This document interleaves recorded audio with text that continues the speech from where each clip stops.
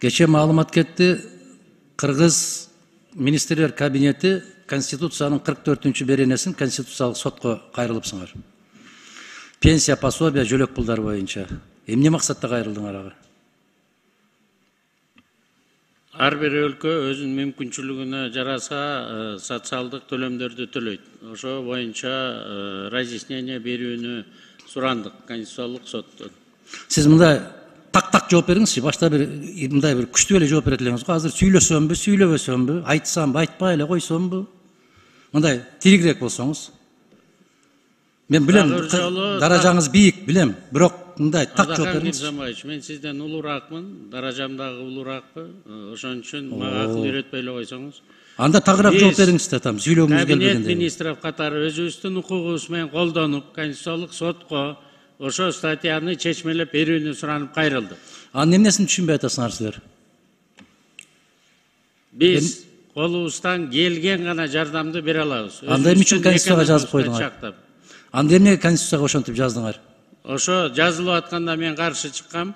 Бирок ошо эркинде формулировка болуп калды. Анда иштебеш керек да. Каршы чыккан позицияга иштебеш керек да.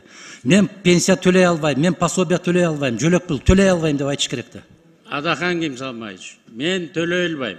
Кабинет министров төлөйт. Өзүнүн алына жараша, өзүнүн экономикасына жараша.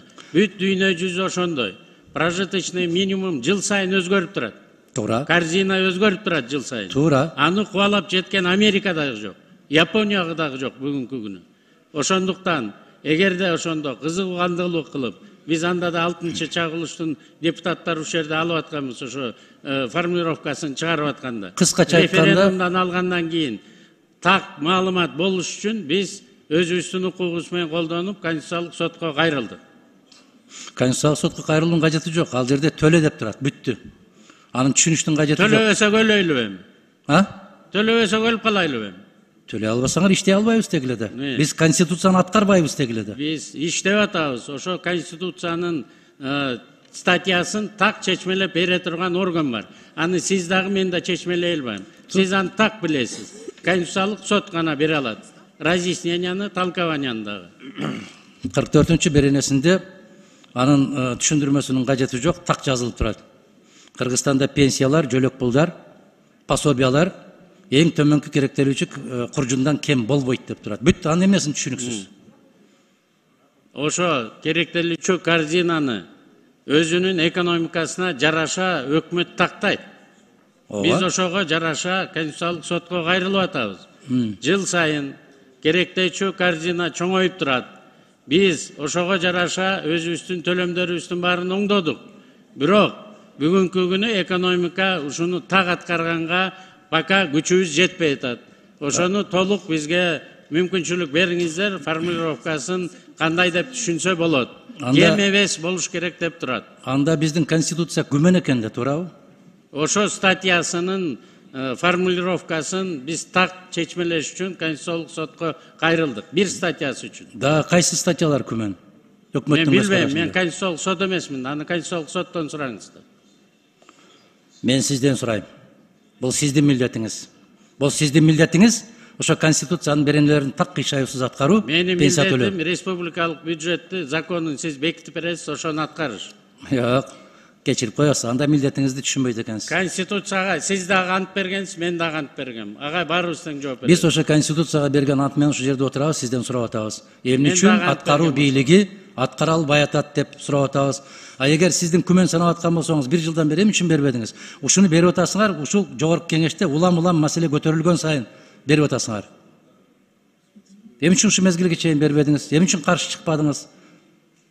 Биз мурун даярданып келдик, даяр болгондо тапшырдык Конституциялык сотко. Бюджетте ошол 44-беренеге жараша коюлганбы акча? Ошого жараша? Ошого аракет кылып атабыз. Ошон үчүн пенсионерлердин айлыктарынын баарын биз көтөрдүк. Эң төмөнкү пособиялардын баарын көтөрдүк. Эң төмөнкү керектелүүчү куржун канча азыр бүгүн Кыргызстанда? 6800. Эң төмөнкү пенсия канча? 1200га чейин жетет. Мына көрдүңүзбү? Айырмасы 5000ден ашты. Эмне үчүн ал болгон? Анткени биздин фермерлердин баары 10 сомдон айына төлөп, бүгүнкү күнү азыр 3600 сом алып атат. Аны сиз экөөбүз жакшы билебиз. Фермерлердин жерге болгон Пенсия салыгын эмне үчүн пенсия босотуңар анда? дегенде өкмөт төлөбөйт. Пенсияны алтсаны аман киши өзү жакшы иштеп жүргөндө кийин бала чакам мени карабай койсо, мен ошо пенсия менен жашайм деп өзү алдын ала төлөйт. Ал пособие эмес. Пособиялардын баарын биз көтөрдүк. Сиз экөөбүз 2009 жылы жетимдерге 2000 эле сом пособие койгонбуз. 10 жылдан бери эч ким көтөрбөй коюптур. Азыр мына 6000ге көтөрдүк. Быйыл экономикабыз жакшы болсо 10.000ге чейин көтөрөйлү деп атабыз. 2009 жылы бир кабын канча эле? Мен азыр эсимде так жок. Эске сакташ керек. Ошондон улам көтөрүлөт. Керектелүүчү корзина деген. Силер көтөрдүк деп кыйкыра берген менен азыр эле кесиптештер айтты. 5 сомдон турган пиязың 100 сомго чыгып кетти деп. Көтөрөсүңөр, милдеттүүсүңөр, ошону көтөрөбүз деп баргансыңар. Ал жүктү көтөрө албасаңар көтөрөбүз деген азаматтар турат. Бергиле ошол азаматтарга көтөрүп кетсин ары карай. Мына ушундай бере турган убакытта келет. Ушундай мамиле жасаш керек. Урматтуу кесиптештер, мен өткөндө эле айттым эле, өкмөттүн отчетун берип атканда Конституциянын 44-беренесин аткарбагандыгы үчүн гана булар кызматтан кетиш керек деп.